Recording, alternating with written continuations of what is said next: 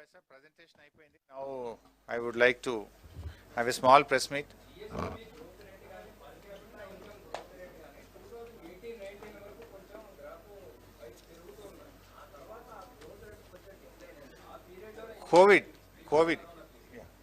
Covid వల్ల కొంత తగ్గింది. బిఫోర్ కరోనా అంతకు ముందు ఇయర్ రిమార్కబుల్ గ్రోత్ ఉండడం వల్ల ఇయర్ ఆన్ ఇయర్ గ్రోత్ లో తగ్గింది. కానీ ఓవరాల్ గా చూసుకున్నప్పుడు we are again number 1 in South India. ఆ పర్టికులర్ ఇయర్ లో the growth was highest if you look at. Then ఆ గ్రోత్ మీద అగైన్ గ్రోత్, రిమార్కబుల్ గ్రోత్ మీద అగైన్ గ్రోత్ అన్నప్పుడు డెఫినెట్ గా కొంత ఆ తేడా అంతకు మించి. But comparatively country growth rate తో చూసినా ఇతర రాష్ట్రాల గ్రోత్ రేట్ తో చూస్తే కూడా we are ahead. Let me complete my press meet, then I can ఏమంటారు you want to you can ask.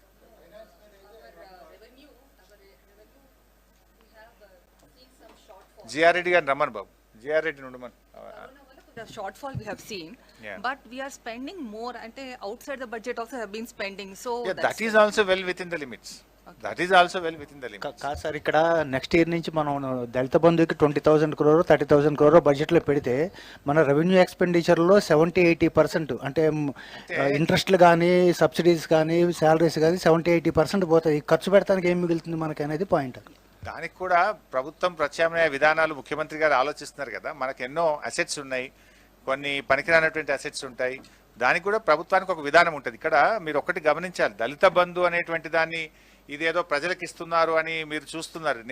మేము అట్లా చూడటం లేదు. రాష్ట్ర ప్రభుత్వం ఏమనుకుంటుందంటే ఆ కుటుంబాలు దళిత బంధు ద్వారా వాళ్ళు చేసేటువంటి ఉత్పత్తులు ఏవైతే ఉంటాయో, వాళ్ళు ఏ రంగం అయితే ఎంచుకొని, అది పారిశ్రామిక రంగం కావచ్చు, ట్రాన్స్పోర్ట్ రంగం కావచ్చు, డైరీ కావచ్చు, వాట్ ఎవర్ ఇట్ ఈస్, అది కూడా రాష్ట్ర సంపదలో భాగం అవుతుంది కదా. Again they will be contributing to the state GSDP. No, మేము ఇస్తున్నటువంటిది వాళ్ళు ఏదో ఒక రంగం మీద పెట్టుబడి పెడతారు, వాళ్ళు సెల్ఫ్ ఎంప్లాయ్మెంట్ జరుగుతుంది, అక్కడ వారికి ఉపాధి దొరుకుతుంది. ఇప్పుడు వాళ్ళు ఒక డైరీ తీసుకున్నారనుకోండి, పాలు పోస్తారు, పాలు పోయడం ద్వారా ఏమవుతుంది, రాష్ట్రం యొక్క ఉత్పత్తి పెరుగుతుంది కదా, మన యొక్క జిఎస్డిపి పెరుగుతుంది, వాళ్ళ పర్ క్యాపిటల్ ఇన్కమ్ పెరుగుతుంది, వాళ్ళ ఆదాయం పెరుగుతుంది. మనము దళిత బంధు అనేటువంటిది ఆ కుటుంబాలకు చేసే సహాయంగా కాదు మనం చూడాల్సింది, అది చూడాల్సింది రాష్ట్ర అభివృద్ధిలో వాళ్ళు కూడా భాగం అవుతుంటారు. మన జిఎస్డిపి పెరుగుదలలో ఆ ఉత్పత్తులు కూడా భాగంగానే మనం చూడాల్సి ఉంటుంది. కరెక్టే, బట్ ఎట్లా ఇస్తారనేది మీరు చూడండి. ఇలాంటి క్వశ్చన్సే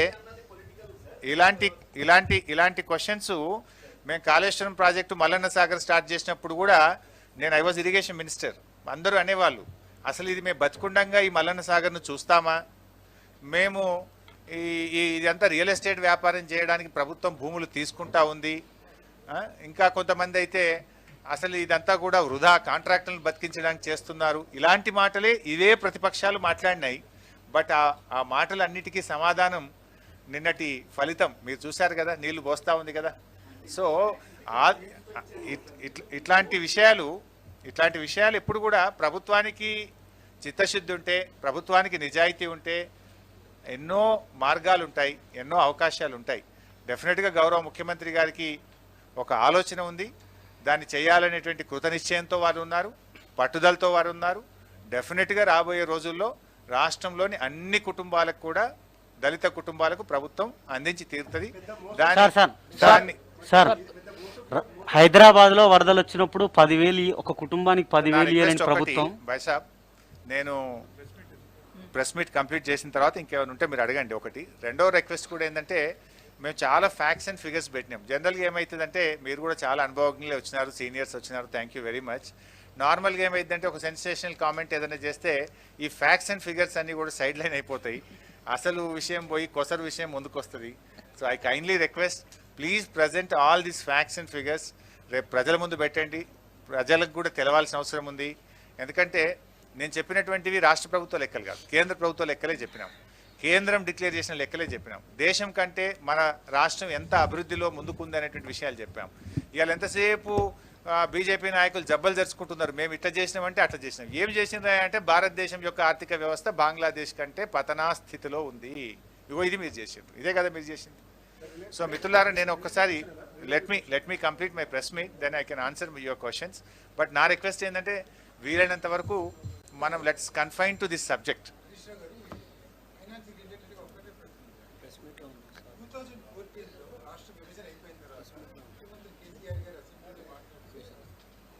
ధనిక రాష్ట్రం, ఎన్నో ఉన్నాయి దేశంలో ధనిక రాష్ట్రాలు, మందే అన్నారు.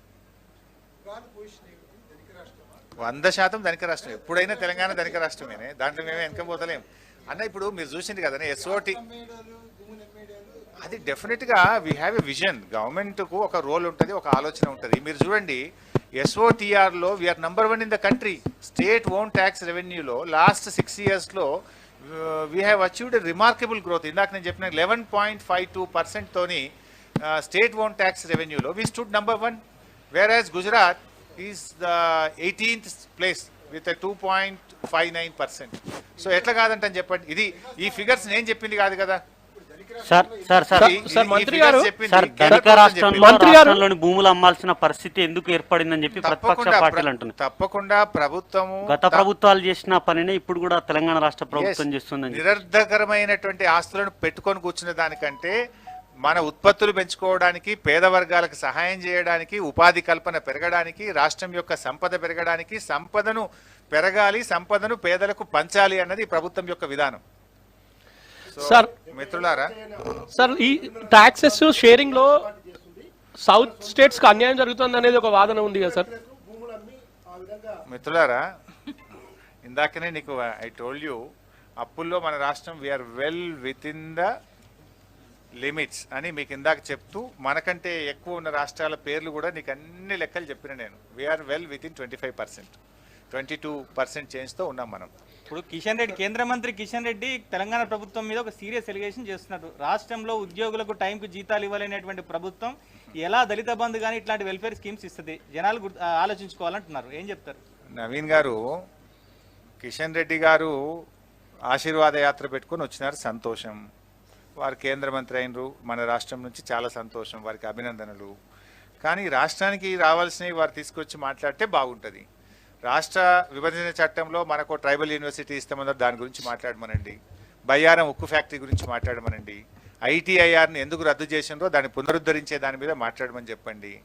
అయ్యా కిషన్ రెడ్డి గారు, మేము వృద్ధి చేసినాం అంటున్నారు. ఏ రంగంలో వృద్ధి చేసినారు? మీరు పలానా రంగంలో వృద్ధి చేసినామని చెప్తే మేము సంతోషపడతాం. వృద్ధి చేసినారు, బీజేపీ ప్రభుత్వం వృద్ధి చేయలేదని నేను అనను. కానీ వారు పెట్రోల్ ధరలను పెంచడంలో మాత్రం గణనీయమైనటువంటి వృద్ధిని సాధించారు. రాష్ట్రం ఏర్పడ్డ నాడు 72 రూపాయలు ఉన్నటువంటి పెట్రోల్ ధర ఈరోజు 105 రూపాయలకు 46% ధరల పెరుగుదలలో వృద్ధి సాధించారు. డీజిల్ ధరల్లో కూడా మీరు గమనిస్తే రాష్ట్రం 2014-15 కేంద్రంలో బీజేపీ ప్రభుత్వం వచ్చినాడు 57 రూపాయలు ఉన్న డీజిల్ ధర ఈరోజు 97 రూపాయలకు పెంచడంలో మాత్రం వృద్ధిని సాధించారు బీజేపీ ప్రభుత్వం. ఇవాళ పెట్రోల్ ధరల పెంపుదలలో బీజేపీ 7 ఏళ్ల పరిపాలనలో వృద్ధి 46%, డీజిల్ ధరల పెంపుదలలో వృద్ధి 70%. అదేవిధంగా గ్యాస్ సిలిండర్ల పేద ప్రజల నడ్డీ విరిచేటువంటి పనిలో గ్యాస్ సిలిండర్ ధరలో కూడా బ్రహ్మాండమైన వృద్ధి, రెట్టింపు వృద్ధి సాధించారు. సబ్జెక్టు కరెక్షన్ కానీ నాకున్న సమాచారం మేరకు ఆ రోజు 450 రూపాయలు ఉన్నటువంటి గ్యాస్ సిలిండర్ ధర ఇవాళ 950 రూపాయలు అయింది. ఆల్మోస్ట్ డబుల్ చేసినారు. అంటే మీరు ఆ రోజు ఏం చెప్పింది ఇదే బీజేపీ ప్రభుత్వం? 2014-15లో గ్యాస్ సిలిండర్కు దండం పెట్టు, ఓటేసేటప్పుడు దండం పెట్టిపోయి ఓటేయమని చెప్పిండ్రు. ఇప్పుడు ఏం చెప్పాలి? 450 రూపాయలు ఉన్న గ్యాస్ సిలిండర్ ధర ఇలా 950 రూపాయలకు పెంచిండ్రు. ఇక్కడ మాత్రం వృద్ధి సాధించింది కదా కిషన్ రెడ్డి గారు. ఇది ఎందుకు చెప్తలేరు మీ ఆశీర్వాద యాత్రలో? మేము పెట్రోల్ ధరల పెంపుదలలో వృద్ధి, డీజిల్ ధరల పెంపుదలలో వృద్ధి, గ్యాస్ ధరల పెంపుదలలో వృద్ధి, ఇక్కడ ఇంకొక వృద్ధి కూడా సాధించారండి. ఇంకొక వృద్ధి ఏంటంటే మైనస్ వృద్ధి. అది ఇంతకుముందు గ్యాస్ సిలిండర్లు పేదవాళ్ళకి ఇచ్చినప్పుడు ప్రభుత్వం ఏం చెప్పిందంటే, మేము క్యాష్ ట్రాన్స్ఫర్ చేస్తాము, 250 రూపాయలు ఒక సిలిండర్ మీద ప్రతి కుటుంబానికి 12 సిలిండర్లకు 250 రూపాయలు క్యాష్ ట్రాన్స్ఫర్ చేస్తామని చెప్పారు. అక్కడ కూడా వృద్ధి సాధించారు. ఏంటంటే నెగటివ్ వృద్ధి. ఏంటంటే 250 రూపాయల నుంచి 40 రూపాయలకు తగ్గించారు. సిలిండర్ ధర పెరిగింది, సబ్సిడీ తగ్గింది. ఇగో ఇక్కడ మాత్రం వృద్ధి సాధించారండి. దీని మీద ఎందుకు మాట్లాడరండి? 450 రూపాయలు ఉన్న సిలిండర్ ధరను 950 రూపాయలు చేస్తుంది, 250 రూపాయలు ఉన్న సబ్సిడీని మాత్రం 40 రూపాయలకు తగ్గిస్తుంది. దీని గురించి ఎందుకు మాట్లాడరు?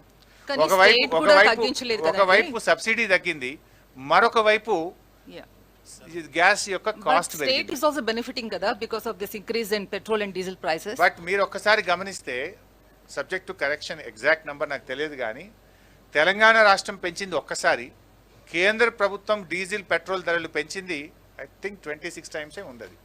26 టైమ్స్ పెంచినారు. 26 టైమ్స్ పెంచారు. మేము మాత్రం ఒక్కసారే పెంచినాం. 26 సార్లు పెంచిన ఘనత కేంద్ర ప్రభుత్వం. But you haven't reduced VAT. ఒక్కసారే పెంచినాం మేము. కానీ కేంద్రం 26 సార్లు పెంచింది.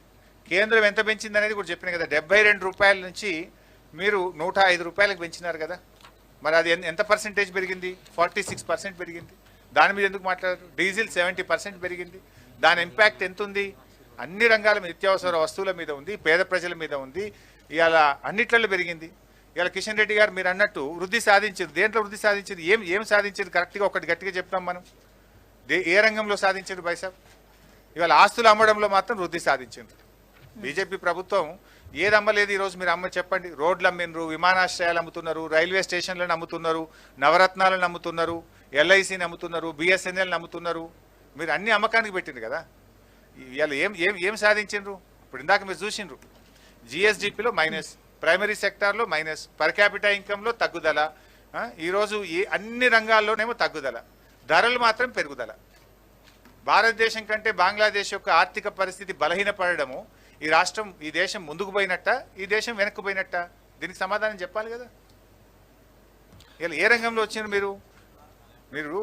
ధరలేమో డీజిల్, పెట్రోలు, గ్యాసుల ధరలేమో పెరుగుతున్నాయి. దేశం యొక్క జీడిపి తగ్గుతుంది, దేశం యొక్క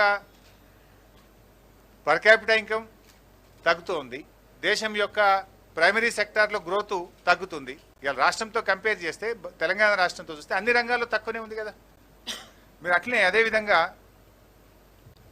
సెస్ రూపంలో ఇవాళ మా అడ్వైజర్ గారు ఇస్తా ఉన్నారు. ఎంత పర్సెంట్ సార్ ఇది increase in cess? 16 rupees. Cess రూపంలో ఈరోజు పెట్రోల్ డీజిల్ మీద 16 రూపాయలు భారం వేసినారు ప్రజల మీద. బీజేపీ అధికారంలోకి వచ్చిన 7 సంవత్సరాల్లో సెస్ రూపంలో వేసినటువంటి భారం 16 రూపాయలు, 1 లీటర్ పెట్రోల్, 1 లీటర్ డీజిల్ మీద వేసినటువంటి భారం. అదేవిధంగా ఇదేంటి సార్, డిస్ఇన్వెస్ట్మెంట్ శాఖ, అది వెంటనే పెట్టినాం. మనకు కూడా ప్రైజ్ ఇస్తామన్నారు కదా. మా అడ్వైజర్ గారు చెప్తున్నారు ఏంటంటే, దేశంలో ఒక బీసీ మంత్రిత్వ శాఖ పెట్టమంటే పెట్టలేదు, కానీ ఒక డిస్ఇన్వెస్ట్మెంట్ శాఖ మాత్రం పెట్టినారు. అంటే ఉన్న ప్రభుత్వ రంగ సంస్థలను అమ్మకానికి పెట్టేటువంటి శాఖ మాత్రం పెట్టినారు. దాంట్లో రాష్ట్రాలకు కూడా ఆఫర్ ఇచ్చిండ్రు, మీరు కూడా తొందరగా అమ్మండి, మీకు కూడా praise first come first prize ఇచ్చారు. ఒక 6,000 కోట్ల రూపాయల బడ్జెట్ ఉంది కేంద్రంలో. ఏ రాష్ట్రాలు అయితే వారి రాష్ట్రాల్లో ప్రభుత్వ రంగ సంస్థలను మీరు అమ్మకానికి పెడతారో ఆ రాష్ట్రాలకు ప్రైజ్ ఇస్తామని చెప్పింది కేంద్ర ప్రభుత్వం. First come first, A ceiling of 1,000 crores per state. 6,000 crores 1,000 is the upper ceiling for a state. So మీరు అమ్మితే మీకు 1,000 కోట్ల ప్రైజ్ ఉంది. సో అయితే మిత్రులారా, మరి ఈరోజు మేము మీతో కోరేది ఒక్కటే. మన రాష్ట్రంలో ఈ మధ్యకాలంలో ప్రతిపక్షాలు ఏంటంటే, ఒకరికి మించి ఒకరు విమర్శలు చేసే ప్రయత్నం చేస్తున్నారు. ఒకటేమో విత్ ఇన్ ద పార్టీ, ఇంకోటేమో ఎమాంగ్ ద పార్టీస్. ఒకటేమో బీజేపీలో కిషన్ రెడ్డి గారు బండి సంజయ్ గారి మీద పై చేయి సాధించాలనో, బండి సంజయ్ గారు కిషన్ రెడ్డి గారి మీద పై చేయి సాధించాలనో విమర్శలు చేసే ప్రయత్నం. లేదా రాష్ట్రంలో మేమే ప్రత్యామ్నాయం అంటే మేమే ప్రత్యామ్నాయం అని కాంగ్రెస్, బీజేపీలు కూడా ఈరోజు విమర్శలు చేస్తూ వస్తున్నారు. అసలు వాళ్ళు దేనికి ప్రత్యామ్నాయం? ద్వితీయ స్థానం కోసం ఎవరు ప్రత్యామ్నాయమో మీరు కొట్లాడుకోవాలి. ఈ రాష్ట్రంలో ప్రథమ స్థానంలోకి ఎప్పుడు రాలేరు. కేసీఆర్ గారు ఉన్నంత కాలం, టీఆర్ఎస్ పార్టీ ఉన్నంత కాలం డెఫినెట్గా టీఆర్ఎస్ పార్టీయే ప్రథమ స్థానంలో ఉంటుంది, ప్రభుత్వంలో ఉంటుంది. మీరు ప్రత్యామ్నాయం అని మీరు మాట్లాడే మాటలు ఏంటంటే, మేము 2వ స్థానంలోకి వెళ్ళాలి, మేము 2వ స్థానంలోకి వెళ్ళాలని 2వ స్థానం కోసం కాంగ్రెస్, బీజేపీలు పోటీ పడుతున్నట్టే. కానీ మొదటి స్థానం కోసం మాత్రం దరిదాపుల్లో కూడా మీరు ఎవరు లేరు, రారు కూడా. ఇవాళ మేము మీతో కూడా కోరేది ఏంటంటే, బేసికల్లీ వాళ్ళకి ఒక ఇష్యూ ఏంటంటే, ప్రతిపక్షాలు గత 6-7 సంవత్సరాలుగా మీరు గమనిస్తే వాళ్ళు సమస్యలు లేవు వాళ్ళకి. అసలు ప్రజా సమస్యలు లేకపోవడమే వారికి ప్రధానమైన సమస్యగా కనబడతా ఉంది నాకు. ఎందుకంటే మేము చాలా రోజుల నుంచి ఎమ్మెల్యేలుగా ఉన్నాం, ప్రతిపక్షంలో పనిచేసినాం, అసెంబ్లీలో మేము కూడా ఉన్నాం. 2014-15 నుంచి మేము చూస్తే ఎప్పుడు అసెంబ్లీకి పోయినా మొదటి రోజు ఎమ్మెల్యేలు ఏం చేసేవాళ్ళు? ఖాళీ బిందెల ప్రదర్శన, క్యాండిల్లు కందిళ్ళ ప్రదర్శన ఉన్నాయా ఈ రాష్ట్రంలో? ఇప్పుడు గత 7 సంవత్సరాలుగా అసెంబ్లీకి వస్తున్నారు అందరూ. వరి కంకులు, ఎండిపోయిన వరి కంకులు పట్టుకొని, వరి చేళ్లను పట్టుకొని, మక్క కంకులను పట్టుకొని అసెంబ్లీకి ఎమ్మెల్యేలు వచ్చేవారు. ఖాళీ కుండల ప్రదర్శన, కందిళ్ళ ప్రదర్శన, ఎండిపోయిన వరి చేళ్ళు, మక్క చేళ్లతోని ఎమ్మెల్యేలు ప్రదర్శన చేసేవాళ్ళు. ఇవాళ అవకాశం ఉందా? మేమే నడిచినాం. గన్ పార్క్ నుంచి, అంబేద్కర్ నుంచి, ఇందిరా పార్క్ నుంచి ఎమ్మెల్యేల ఖాళీ కుండల యాత్రలు ఈరోజు ఈ రాష్ట్రంలో ఉన్నాయా? ఇవాళ దీనికి కారణం ఏంది? గౌరవ ముఖ్యమంత్రి గారు కేసీఆర్ గారు ఇలా అద్భుతమైనటువంటి ప్రగతిని సాధించి అసలు వీళ్ళకి సమస్యలు లేకుండా పోయినాయి, ఎజెండా లేకుండా పోయింది ప్రతిపక్షాలకు. అందుకే పాపం కాంగ్రెస్ బీజేపీలు ఇలా బేస్లెస్ అయిపోయి బేస్లెస్ ఆరోపణలతోని కాలం వెలిబుచ్చే కార్యక్రమం చేస్తూ ఉన్నారు. ఇవాళ ముఖ్యమంత్రి గారు అనేక సమస్యలకు ఒక శాశ్వత పరిష్కారం ఇచ్చారు. గత ప్రభుత్వాలేమో మేము ధర్నాలు చేస్తే ఏం చేసేవాళ్ళంటే, ఓకే ఈసారి డ్రౌట్ కింద త్రాగునీటి సమస్య పరిష్కారానికి 500 కోట్లు ఇస్తున్నాం, 300 కోట్లు ఇస్తున్నాం అని చెప్పేవాళ్ళు. That was the only temporary. We have given a permanent solution. మీరు అట్లా గమనిస్తే ఇలా మంచినీటి సమస్యకు మిషన్ భగీరథతో శాశ్వత పరిష్కారం, సాగునీటి సమస్యకు భారీ ప్రాజెక్టులతో ఒక పరిష్కారం, ఇవాళ రైతులకు, రాష్ట్రంలోని అన్ని వర్గాలకు, ప్రతి కన్జ్యూమర్కు 24 గంటల నాణ్యమైన విద్యుత్ సరఫరా. గత ప్రభుత్వాల హయాంలో పారిశ్రామికవేత్తలు ఇందిరా పార్క్ కాడ ధర్నాలు చేసింది కదా, నేనే పోయి మాట్లాడిన అప్పుడు అపోజిషన్లో ఉండి. ఇందిరా పార్క్ దగ్గర పారిశ్రామికవేత్తలు ధర్నాలు చేస్తే మేము పోయి మాట్లాడేవాళ్ళం. మాకు వారానికి 3 రోజులు పవర్ ఆఫ్ ఉంది, మేము ఉండాలన్నా ఏం చేయాలి, మేము బ్యాంకులు అప్పులు ఎట్లా కట్టాలని పారిశ్రామికవేత్తలను ధర్నాలు చేయించిన చరిత్ర మీదైతే రైతులకు సైతం 24 గంటల నాణ్యమైన కరెంట్ ఇచ్చినటువంటి ఘనత కేసీఆర్ గారిది. అదేవిధంగా ఇవాళ వైద్యంలో కూడా మంచి పురోగతిని సాధించినాం. కేసీఆర్ కిట్ కానీ, కంటి వెలుగులు లాంటి మంచి కార్యక్రమాలు తీసుకున్నాం. ఇంకా ఈ సంవత్సరం వైద్య రంగం మీద ముఖ్యమంత్రి గారు ప్రత్యేకమైన దృష్టి పెట్టి వరంగల్లో అద్భుతమైనటువంటి ఆసుపత్రి కానీ, హైదరాబాద్ నలుగుమూలల 4 ఆసుపత్రులు తెచ్చే కార్యక్రమం కానీ, అంటే వైద్య రంగం మీద కూడా ఇవాళ ప్రభుత్వం చాలా ఫోకస్ చేసింది. కొత్త జిల్లాల ఏర్పాటు, మండలాలు, ఇటు డివిజన్లు, అంటే మొత్తంగా పాలనా వికేంద్రీకరణ జరగడం ద్వారా కూడా అభివృద్ధి అనేటువంటిది బాగా వేగం పెరిగింది. పరిపాలన ప్రజలకు దగ్గరగా కూడా వచ్చింది. ధరణితో కూడా ఇలా అనేక 95%, 95% వ్యవసాయ భూ సమస్యలకు ఒక పరిష్కారం దొరికింది. వేగవంతంగా ఇవాళ పాస్బుక్లు కానీ రిజిస్ట్రేషన్ ప్రక్రియ జరుగుతూ ఉంది. రైతులకు, ముఖ్యంగా గ్రామీణ ప్రాంత ప్రజలకు దీనివల్ల ఎంతో మేలు జరిగింది. ఇవాళ పల్లె ప్రగతి, పట్టణ ప్రగతి ఒక అద్భుతమైన విజయాన్ని సాధించినాం. ఐ కెన్ ప్రౌడ్లీ సే భారతదేశంలో ప్రతి రాష్ట్రంలో, భారతదేశంలో ఏ రాష్ట్రంలోనైనా గ్రామంలో తెలంగాణ రాష్ట్రంలో జరిగిన అభివృద్ధి జరిగిందా? ఏ రాష్ట్రమైనా? I'm challenging the oppositions. ఇవాళ మన దేశంలో ఒకసారి గమనిస్తే కాంగ్రెస్ మరియు బీజేపీ పాలిత రాష్ట్రాలు ఆల్మోస్ట్ బీజేపీ మరియు బీజేపీ మిత్రపక్షాలు 18 బాబు 18 రాష్ట్రాల్లో బీజేపీ మిత్రపక్షాలు పరిపాలిస్తున్నాయి. ఒక 5 రాష్ట్రాల్లో కాంగ్రెస్ మరియు కాంగ్రెస్ మిత్రపక్షాలు పరిపాలిస్తున్నాయి. మన రాష్ట్రంలో రోజు కాంగ్రెస్ బీజేపీ నాయకులు మాట్లాడుతున్నారు. నేను వారిని అడుగుతా ఉన్నా, మీ బీజేపీ పాలిత రాష్ట్రంలో కానీ, మీ ఏ కాంగ్రెస్ పాలిత రాష్ట్రంలోనైనా సరే రైతులకు 24 గంటల ఉచిత కరెంట్ ఇస్తుందా? మేము పల్లె ప్రగతిలో చేసినట్టు గ్రామానికి ట్రాక్టరు, ట్యాంకరు, ట్రాలీ, పల్లె ప్రకృతి వనము, వైకుంఠధామము, డంప్ యార్డు ఇవన్నీ కూడా నిర్మించినాం. రాష్ట్రంలో 12,700 గ్రామాలుంటే ప్రతి గ్రామంలో ఉంది. మీరు ఏ గ్రామానికన్నా వెళ్ళండి. ఈ గ్రామం ఆ గ్రామం కాదు, అది కాంగ్రెస్ సర్పంచ్ ఉన్నా ఉంటుంది, బీజేపీ సర్పంచ్ ఉన్నా ఉంటుంది, ఏ పార్టీ సర్పంచ్ ఉన్నా ఉంటుంది, ఏ పార్టీ ఎమ్మెల్యే ఉన్న నియోజకవర్గంలోనైనా ఉంటాయి. రాష్ట్రంలోని ప్రతి గ్రామంలో అంటే క్వాలిటీ ఆఫ్ లైఫ్ పెరగాలని ముఖ్యమంత్రి గారు ఒక వైకుంఠధామం, ఒక డంప్ యార్డు, ఒక ట్రాక్టరు, ఒక ట్యాంకరు, ఒక ట్రాలీ, ఒక నర్సరీ, ఒక పల్లె ప్రకృతి వనం ప్రతి గ్రామంలో ఏర్పాటు చేసినాం. ఇది గతంలో ఎవరన్నా చేసిందా? నిజంగా గాంధీ గారు కలలు గన్న గ్రామ స్వరాజ్యం ఈరోజు పల్లెల్లో కనబడుతుంది. 24/7 పవరు, ప్రతి ఇంటికి మంచినీటి సౌకర్యం, శుద్ధి చేసినటువంటి త్రాగునీరు ఇస్తున్నాం, క్వాలిటీ పవర్ ఇస్తున్నాం, అండ్ కనీస సౌకర్యాలు, మౌలిక సౌకర్యాలు ప్రతి గ్రామంలో ఏర్పాటు చేసినాం. ఇది ఏ కాంగ్రెస్ పాలిత రాష్ట్రంలోనైనా చూపిస్తారా? వెళ్దాం. ఏ బీజేపీ పాలిత రాష్ట్రంలోకైనా వెళ్దాం. ఊరూరికి ట్రాక్టర్, ట్యాంకర్, ట్రాలీ, నర్సరీ, వైకుంఠధామం, డంప్ యార్డ్ ఉన్నాయా నాకు చెప్పండి. ఉంటే ఏ రాష్ట్రమో చెప్పండి, వస్తాం, మేము కూడా రెడీగా ఉన్నాం. విమర్శలు చేయడం కాదు, ఇవాళ ప్రభుత్వం ఒక ప్రణాళికబద్ధంగా పనిచేయడం వల్ల ఇంత అద్భుతమైనటువంటి ఫలితాలు మనం సాధిస్తూ ఉన్నాం. అందువల్లనే ఇవాళ ప్రతిపక్షాలకు అసలు సమస్య ఏంటంటే వాళ్ళకు నిజమైన ప్రజా సమస్యలు దొరుకుతలేవు. గతంలో పోరాటాలు ఏముంటుండే? పోరాటాలు నీళ్ళ మీద, కరెంటు మీద, ట్రాన్స్ఫార్మర్లు కాలిపోతున్నాయని, లేదా ఎరువులు దొరుకుతలేవని, సకాలంలో విత్తనాలు దొరుకుతలేవని, పండిన పంట కొంటలేరని, మంచినీళ్లు వస్తలేవని. ఇవాళ సమస్యలే లేవు, ఉన్నాయి.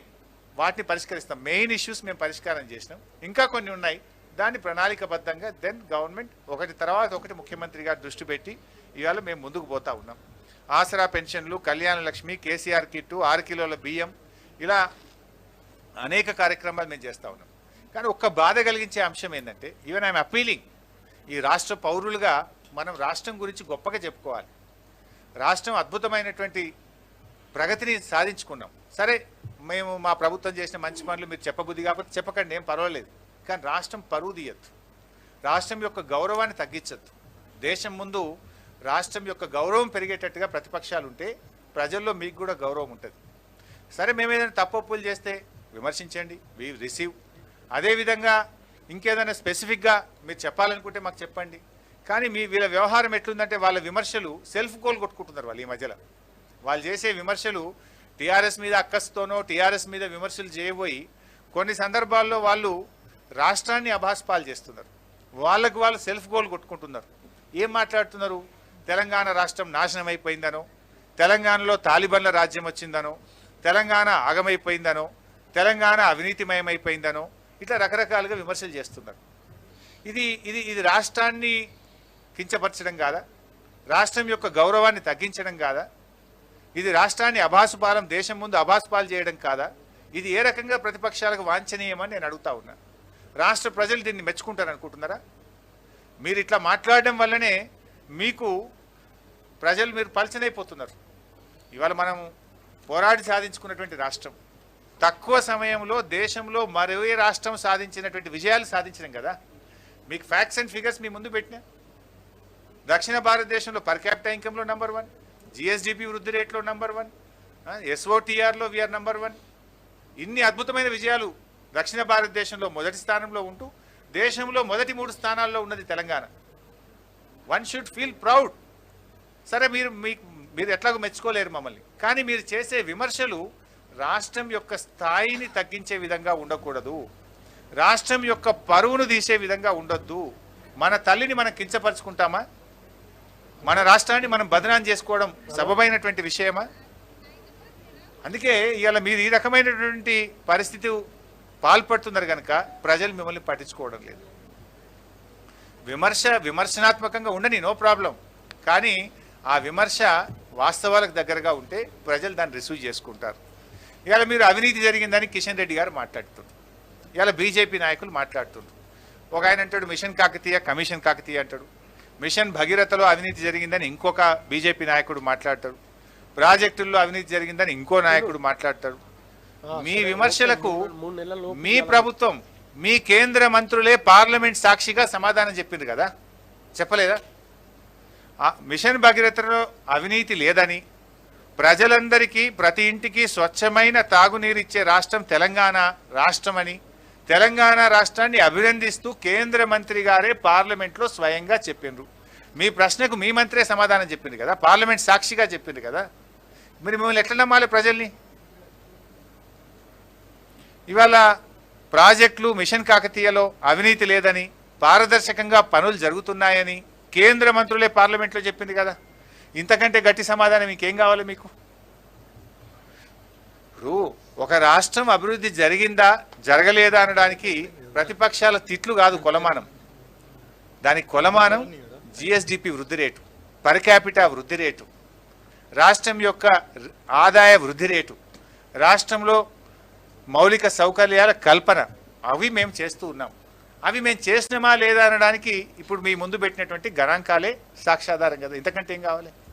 And these figures and facts was not given by us. These figures are declared by government of India. So ఇది ఇవాళ మేము చేస్తూ ఉన్నాం. ఇవన్నీ కూడా ఇవాళ మీ ముందు ఉన్నాయి. సో అందువల్ల ప్రపంచవ్యాప్తంగా కూడా ఇదే పద్ధతి. ప్రపంచంలో ఎక్కడైనా ఏ దేశం అభివృద్ధి చెందిందా అని దేని మీద చెప్తారు?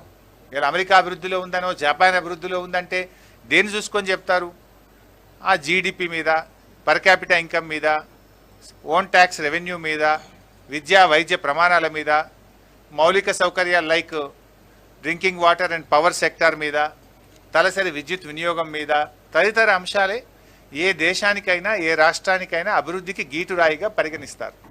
సో ఆ అంశాల మీదనే ఇవాళ దక్షిణ భారతదేశంలో మొదటి స్థానంలో ఉండి మొత్తం భారతదేశంలోనే మొదటి 3-4 స్థానాల్లో తెలంగాణ రాష్ట్రం ఉంది. అంటే ఇది కూడా ఎప్పుడుంది? 2014-15లో రాష్ట్రం ఏర్పడినాడు లేదు. 2014-15 నుంచి ఇప్పటి వరకు చూస్తే గత 6 సంవత్సరాల్లో ఇందాక నేను పర్ క్యాపిటల్ ఇన్కంలో చూపించాను. ఒక్కొక్క సంవత్సరం ఒక్కొక్క రాష్ట్రాన్ని అధిగమిస్తూ 7 సంవత్సరాల్లో 7 రాష్ట్రాలను అధిగమించి భారతదేశంలో 3వ స్థానంలో తెలంగాణ రాష్ట్రం నిలిచింది. రాష్ట్రం ఏర్పడ్డ నాడు 10వ స్థానంలో ఉన్నటువంటి తెలంగాణ రాష్ట్రం ఏర్పడ్డ 7 సంవత్సరాల్లో ఒక్కొక్క సంవత్సరం ఒక్కొక్క రాష్ట్రాన్ని అధిగమిస్తూ ఈరోజు 3వ స్థానానికి తెలంగాణ రాష్ట్రం వచ్చిందంటే ఇది రాష్ట్ర ప్రభుత్వ పనితీరుకు ఒక గీటురాయి. This is what we have achieved. దీన్ని ఎవరు కాదంటారు? చెప్పమనండి, కేంద్ర మంత్రినో కేంద్ర ప్రభుత్వాన్ని చెప్పమనండి. Is it not fact? ఇది కేంద్ర ప్రభుత్వాన్ని చెప్పమనండి. ఈ రాష్ట్రం అభివృద్ధి సాధించిందా లేదా? సో ఇట్లా మేము వివిధ రంగాల్లో తీసుకొని రావడం జరిగింది. అదేవిధంగా ఇందాక నేను ఇంకో పాయింట్ కూడా చెప్పినాను మీకు. నేను జిఎస్డిపిలో we're the 6th highest contributor. భారతదేశం యొక్క జీడిపికి Telangana 6th highest contributor. Whereas మనం గమనిస్తే జియోగ్రఫికల్గా 11వ స్థానంలో, పాపులేషన్లో 12వ స్థానంలో ఉన్నాం. అంటే మనకంటే పెద్ద రాష్ట్రాలు ఉన్నాయి చాలా. ఆ పెద్ద రాష్ట్రాల కంటే కూడా అధిక ఆదాయాన్ని ఈ దేశ సంపదకు సమకూరుస్తున్న రాష్ట్రం తెలంగాణ రాష్ట్రం. ముఖ్యమంత్రి గారు అప్పుడప్పుడు ఎప్పుడు చెప్పేవారు, ఈ దేశాన్ని సాకుతున్న 4-5 రాష్ట్రాల్లో తెలంగాణ ఒకటి. ఇక్కడ మనం గమనించాల్సింది ఏంటంటే తెలంగాణకు కేంద్రం ఇచ్చేది తక్కువ, కేంద్రానికి ఈ దేశానికి తెలంగాణ కాంట్రిబ్యూట్ చేస్తున్నది ఎక్కువ. అందుకే గౌరవ ముఖ్యమంత్రి గారు అనేక సార్లు చెప్పింది అసెంబ్లీలో, ఇవాళ కేంద్రం ఏదో ఇచ్చిందని కొంతమంది నాయకులు మాట్లాడుతున్నారు. కేంద్రం ఇచ్చేది తక్కువ, ఇలా కేంద్రానికి మనం ఇచ్చేది ఎక్కువ. ఈ దేశాన్ని సాకుతున్న రాష్ట్రాల్లో one of the important state is Telangana. Figures ఉన్నాయి సార్ మన దగ్గర, నేను ఐ కెన్ రిలీజ్ మొత్తం డీటెయిల్స్ ఉన్నాయి. ఏ రాష్ట్రం ఎంతెంత ఇచ్చింది కూడా నేను తప్పకుండా ఇస్తాను. ఇక్కడ మీరే చూస్తున్నారు కదా భాయ్ సార్, ఇప్పుడు 6th హైయెస్ట్ కాంట్రిబ్యూటర్ మనం. అండ్ జనరల్గా ఇన్ఫ్యాక్ట్ ఇప్పుడు కేంద్రం ఏదో మనకి ఇచ్చింది అంటున్నారు కదా, కేంద్ర అవసరాలు మనం ఇచ్చే ఆదాయం మీద తీర్చుకుంటున్నారు. దేశ రక్షణ, ఇవాళ కేంద్రానికి కొన్ని బాధ్యతలు ఉంటాయి కదా, దేశ రక్షణ కావచ్చు, దేశానిలో కొన్ని సెక్టర్స్ను వాళ్ళు గవర్నమెంట్ ఆఫ్ ఇండియా చూసేటువంటి సెక్టర్స్కు మనం ఇచ్చే కాంట్రిబ్యూషన్ మీద కేంద్ర ప్రభుత్వం నడుస్తుంటుంది. కానీ కేంద్రం ఏదో మనకిస్తుందంట. కేంద్రం ఇచ్చేది మన హక్కుగా, మన వాటాగా మనకు వస్తున్నటువంటిదే తప్ప లేదా కొత్తగా వచ్చేటువంటిది ఏం లేదు. In fact Telangana is contributing more. ఇవి వాస్తవాలైనటువంటి విషయాలు. సో మా మిత్రులతో నా మనవి ఏంటంటే దయచేసి కొంచెం ఈ ఫిగర్స్ రేపు ప్రజలకు అర్థమయ్యే సులభమైనటువంటి పద్ధతిలో మీరు వీటిని ప్రజలకు, ఈ రాష్ట్ర ప్రజలకు అందించాల్సినటువంటి అవసరం ఉంది. ఎందుకంటే ఒక అబద్ధాన్ని 100 సార్లు చెప్తే నిజమైద్ది అన్నట్టు ఈ మధ్య ప్రతిపక్షాలు గోబల్స్ ప్రచారానికి పాల్పడ్డారు. ఒక్కొక్కరు పెద్ద గొంతు చేసుకొని వాళ్ళు మాట్లాడుతున్నారు. మేము చెప్తున్నది ఏంది? మేము పెడుతున్నది ఓన్లీ ఫిగర్స్ పెట్టినాం, మేము సాధించిన పురోగతిని పెట్టినాం. ఇవాళ ఈ దేశంలో ఏ బీజేపీ పాలిత రాష్ట్రం కంటే, ఏ కాంగ్రెస్ పాలిత రాష్ట్రం కంటే తెలంగాణ ఎంత ముందున్నది, ఎంత బాగా మేము గ్రోత్ రేట్ని అచీవ్ చేసినాం అనేటువంటి విషయాలు మేము ప్రజల ముందు పెట్టినాం. ఇది ప్రభుత్వ పనితీరుకు గీట్రాయి. సార్ మినిస్టర్ గారు, ఇప్పుడు మీరు కేబినెట్ సబ్ కమిటీ చైర్మన్ అయి దాదాపు 2 నెలలు అవుతుంది. గవర్నమెంట్ నుంచి ఒక clear cut figure vacancies position ఇంతవరకు రాలేదు. సో ఫిగర్స్ అన్నీ కూడా రెడీ అయిపోయినాయి. త్వరలోనే అది రాష్ట్ర క్యాబినెట్కు గౌరవ ముఖ్యమంత్రి గారికి మేము ప్రజెంట్ చేస్తున్నాం. దాంట్లో ఒక డిఫికల్టీస్ ఒక 2-3 ఏమొచ్చినాయి అంటే, ఈ మధ్యలోనే మనకు ఇది వచ్చింది. ఏదొచ్చిందంటే డిస్ట్రిక్ట్ బైఫర్కేషన్ యాక్ట్ వచ్చింది. కొత్త మనకు జిల్లాలకు సంబంధించి ప్రెసిడెన్షియల్ ఆర్డరు మనకు వచ్చింది. దాంట్లో ఈ కొత్త జిల్లాల ఆధారంగా local post, zonal post, multi zonal post, state పోస్టుగా చేయాలి. సో రిక్రూట్మెంట్ చేసేటప్పుడు ఏమైందంటే ఆ జిల్లా ప్రజలకు 95% ఖాళీలు ఆ జిల్లా ప్రజలకే ఉద్యోగాలు వస్తాయి. ఏది జిల్లా పోస్ట్ అయితే, జోనల్ పోస్ట్లో దాని రిజర్వేషన్ ఉంటుంది. సో కొత్తగా వచ్చినటువంటి జోనల్ ఆధారంగా ఆ ఉద్యోగులను మనం బైఫర్కేట్ చేయాల్సిన అవసరం ఉంటుంది. అప్పుడు దెన్ మనకు బ్రాడ్ ఫిగర్ వచ్చింది. But district wise post identify చేయకపోతే మళ్ళీ ఏదైనా ఒక జిల్లాకు నష్టం జరిగే అవకాశం ఉంటుంది. మనకు బ్రాడ్గా ఎన్ని ఖాళీలు ఉన్నాయి అనేటువంటిది మేము లెక్క చేసినాం. కానీ ఉమ్మడి జిల్లా ఆధారంగా అప్పుడు రిక్రూట్మెంట్ అయింది. ఇప్పుడు వాళ్ళను కొత్త జిల్లాల ఆధారంగా వాళ్ళను బైఫర్కేషన్ ప్రక్రియ జరిగితే ఏ జిల్లాలో ఎన్ని ఖాళీలు అనేటువంటివి గుర్తించాలి. అది గుర్తించడం పూర్తి అయిపోతే అప్పుడు మనం నోటిఫికేషన్ ఇస్తే ఆ లోకల్ వాళ్లకు ఎక్కువ లాభం జరిగేటువంటి అవకాశం ఉంది. అండ్ అది కూడా మొత్తం ఎక్సర్సైజ్ పూర్తయిపోయి ఆల్మోస్ట్ తుది దశకు చేరుకున్నది. Very shortly we're going to submit it to the government. మంత్రి గారు అగ్రికల్చర్ తర్వాత ఎలక్ట్రిసిటీ బిల్స్ సంబంధించి మీరు ఇప్పుడు జీడిపి జిఎస్డిపి గురించి చెప్పారు. రేపు ఆ చట్టాలు అమలైతే ఇదే జిఎస్డిపి జీడిపిలో మన అగ్రికల్చర్ ఎలక్ట్రిసిటీ రంగాలు ఇదే విధంగా ఉంటాయని భావిస్తున్నారా? అందుకే కదనే మా బాధ అంతా కూడా. ఇవాళ కేంద్ర ప్రభుత్వము ఆ చట్టాన్ని వెనక్కి తీసుకోవాలని ఇవాళ తెలంగాణ ప్రభుత్వం అసెంబ్లీలోనే తీర్మానం చేసింది కదా. తెలంగాణ ప్రభుత్వము ఇవాళ మేము అగ్రికల్చర్ ఫ్రెండ్లీ స్టేట్, గౌరవ ముఖ్యమంత్రి గారు స్వయంగా ఒక రైతు, ఆయన రైతు బాంధవుడు, రైతు కోసం పనిచేసే ముఖ్యమంత్రి గారు. అందుకే ఈ కేంద్ర ప్రభుత్వం ఈ మధ్య తెచ్చిన 2 చట్టాలు రైతుకు గుదిబండగా మారుతాయి. ఇవాళ విద్యుత్ చట్టం కావచ్చు, వ్యవసాయ చట్టం కావచ్చు, ఈ 2 చట్టాలను కూడా రద్దు చేయాలని, ఈ 2 చట్టాలను వెనక్కు తీసుకోవాలని తెలంగాణ రాష్ట్ర సమితి, తెలంగాణ ప్రభుత్వము అనేక సందర్భాల్లో మేము డిమాండ్ చేస్తూ వస్తున్నాం, దాన్ని వ్యతిరేకిస్తూ వస్తున్నాం. ఇది మంచిది కాదు. రేపు ఏమైతాయి, మీరన్న విద్యుత్ చట్టము, ఆ విద్యుత్ చట్టంలో ఏముందంటే వాళ్ళు వాడినటువంటి పదం, విద్యుత్ చట్టంలో ఆడిట్ ఉండాలి, ఎలక్ట్రిసిటీ ఆడిట్ ఉండాలి అని వాళ్ళు మాట్లాడుతున్నారు. ఆడిట్ అనేది ఎప్పుడు పాసిబుల్ అవుతుంది? ప్రతి వినియోగదారుడికి మీటర్ పెట్టి ఎంత కరెంటు వాడిండు అని లెక్క తేలితే ఆడిట్ అనే ఎనర్జీ ఆడిట్ అనేది జరుగుతుంది. When you can do audit. ఈరోజు మనము రైతులకు ఎట్లాగో ఫ్రీ కరెంట్ ఇస్తున్నాం కదా, దానికి మీటర్లు ఎందుకు? ఫ్రీ కరెంటే అన్నప్పుడు మళ్ళీ మీటర్ పెట్టుడు ఎందుకు, లెక్క తీసుడు ఎందుకు అని మీటర్లు లేకుండా ఈ రాష్ట్రంలో రైతులకు 24 గంటల ఉచిత విద్యుత్ ఇస్తున్నాం. కేంద్ర ప్రభుత్వ విద్యుత్ చట్టంలో ఏమన్నది, ఎనర్జీ ఆడిట్ చేయాలి అని ఒక యాక్ట్లో వాళ్ళు నిబంధన పెట్టినారు. వెన్ ఆడిట్ ఈజ్ పాసిబుల్, కొలమానం ఏంటి? ఆడిట్ జరగాలంటే లెక్క తీయాలి, ఎవరు ఎంత కరెంటు వాడిండ్రు అని లెక్క తీయాలి. లెక్క తీయాలంటే ఏం చేయాలి? ప్రతి వ్యవసాయ బావి దగ్గర, బోరు దగ్గర కరెంటు మీటరు పెట్టి ఏ రైతు ఎన్ని యూనిట్ల కరెంటు కాల్చిండో లెక్క తీయాలి. ఇక్కడ డేంజర్ మీరు ఒకటి గమనించాలి. వాళ్ళు ఆ రోజు సిలిండర్లు సబ్సిడీ మీద ఇచ్చేటప్పుడు ఏమన్నారు, అరే మేము సబ్సిడీ మీద సిలిండర్లు ఇవ్వము, అదే డబ్బును మీ అకౌంట్లో వేస్తాము, ఎంతైతే డిఫరెన్స్ ఉందో ఆ డిఫరెన్స్ను సబ్సిడీ రూపంలో మీ బ్యాంకులో వేస్తామన్నారు. స్టార్ట్ చేసిండ్రు. స్టార్ట్ చేసినప్పుడు 250 రూపాయల సబ్సిడీ, ద డిఫరెన్స్ ఏదైతే ఉందో అకౌంట్లో వేసినారు. మొదటి నెలలో, 2 నెలలో, 3 నెలలో వేసిండ్రు. స్లోగా ఏం చేసిండ్రు, సబ్సిడీని ఆ 250 నుంచి తగ్గిస్తూ ఇప్పుడు 40 రూపాయలకు తెచ్చిండ్రు.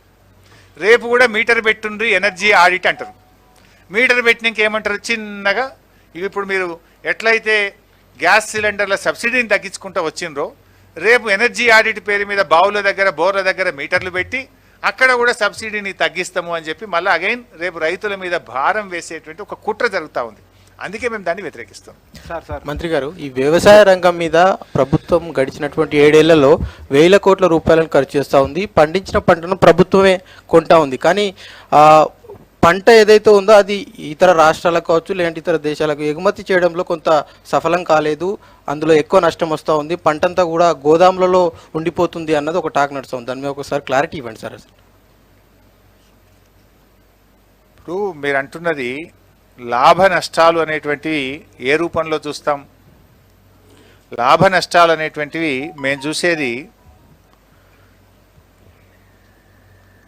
రైతుల జీవితాలు బాగుపడడంలో లాభంగా చూస్తాం మేము.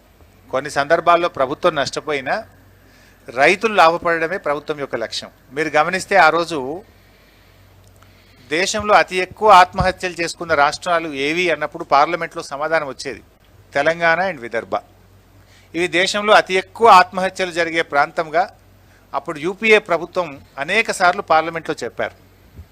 ఈ మధ్య ఎన్డీఏ ప్రభుత్వం ఇదే పార్లమెంట్లో ఆన్సర్ ఇచ్చారు. తెలంగాణ రాష్ట్రంలో రైతు ఆత్మహత్యలు గణనీయంగా తగ్గుముఖం పట్టినాయి. కారణం ఏంటి? రైతుకు భద్రత దొరికింది, రైతుకు ఉచిత విద్యుత్ దొరికింది, రైతు బంధు వచ్చింది, రైతుకు కాళేశ్వరం ఇతర ప్రాజెక్టుల ద్వారా నీళ్లు అందినాయి, సకాలంలో ఎరువులు విత్తనాలు అందుతున్నాయి, పండిన పంట అంతా ప్రభుత్వం కొంటుంది, తద్వారా రైతుకు భరోసా దొరికింది కనుక ఇలా రైతు ఆత్మహత్యలు జరిగినాయి. సో కొన్నిటికి పారామీటర్స్ లాభ నష్టాలు అనేటువంటివి ప్రజల జీవన ప్రమాణాలు పెరగడమే లాభంగా చూస్తుంది ప్రభుత్వం. ప్రజల యొక్క ఆదాయం పెరగడమే ప్రమాణంగా చూస్తుంది ప్రభుత్వం. అందువల్ల ఇక్కడ రైతు యొక్క జీవన ప్రమాణాలు పెరగడం, రైతుకు భరోసా దొరకడం, రైతుకు భద్రత దొరకడం ప్రమాణంగా తీసుకొని అవసరమైతే ప్రభుత్వం కొంత నష్టాన్ని భరిస్తుంది. సార్ సార్ సార్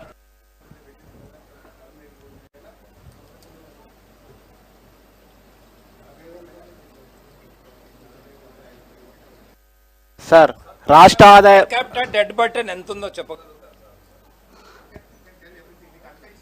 సార్ రాష్ట్ర సొంత ఆదాయం గణనీయంగా పెరుగుతుందని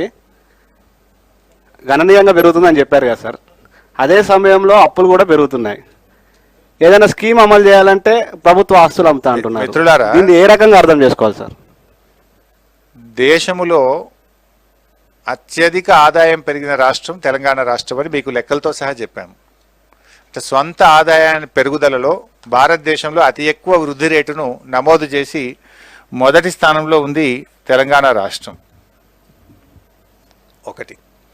రెండు, జిఎస్డిపిలో జీడిపిలో కూడా మనం భారతదేశ జీడిపికి కాంట్రిబ్యూట్ చేసే దాంట్లో 6వ స్థానంలో తెలంగాణ రాష్ట్రం ఉంది. సో మీరు ఇవన్నీ గమనించినప్పుడు ఇంకో మూడో విషయం, మీరు అడిగిన ప్రశ్నది నేను ముందే సమాధానం చెప్పిన. అప్పుల విషయంలో కూడా మనకంటే ఏ రాష్ట్రం ఎంత ఎక్కువ ఉందో కూడా చెప్పినాను. ఇవాళ జిఎస్డిపి అప్పుల్లో చూసినట్టయితే పంజాబ్ 36%, కాంగ్రెస్ పాలిత పంజాబ్ రాష్ట్రం 36.67% అప్పులతో ఉంది. బెంగాల్ 34%, రాజస్థాన్ 34%, ఉత్తరప్రదేశ్ బీజేపీ పాలిత రాష్ట్రం 33%. కానీ తెలంగాణ రాష్ట్రానికి వచ్చినప్పుడు we are well within limits 22.83%. Sir sir sir మన రాష్ట్ర ప్రభుత్వం తీసుకొచ్చిన అప్పులు ఎంత, నెల నెల కట్టే వడ్డీలు ఎంత సార్? అన్ని వివరాలు కూడా సబ్మిట్ చేస్తాం బాయ్ సార్, డోంట్ వరీ. అసెంబ్లీ మంత్రి గారు, ప్రతి సంవత్సరం అసెంబ్లీలో మేము నివేదికలో పూర్తిగా పెడతాం. మంత్రి గారు, very much available in public domain. అంటే ఒకటి, income is increasing, we are registering impressive growth, but there is no equitable distribution of wealth. Overall wealth is increasing. So government and our chief minister has some priorities. మేము రైతు ప్రాధాన్యత అనుకున్నాం. 55% ఈ రాష్ట్ర ప్రజలు వ్యవసాయం మీద ఆధారపడుతున్నారు. రాష్ట్రంలో మనుషుల ప్రాణాలు మాకు ముఖ్యం అనుకున్నాం. ముందు రైతు ఆత్మహత్యలు ఆగాలనుకున్నారు ముఖ్యమంత్రి గారు. We have achieved it. ఈ 6 సంవత్సరాల్లో ప్రభుత్వానికి కొన్ని ప్రాధాన్యతలు ఉంటాయి. గౌరవ ముఖ్యమంత్రి గారి ప్రాధాన్యత వ్యవసాయం, రైతు. We have achieved it. Thank you. కేంద్రంకు కట్టే పన్నుల నుండి షేరింగ్ లో చూసినట్టయితే ప్రతి సంవత్సరం కూడా మీరు చూడండి, రాష్ట్రం ఏర్పడ్డప్పుడు మన ఇఫ్ యు సీ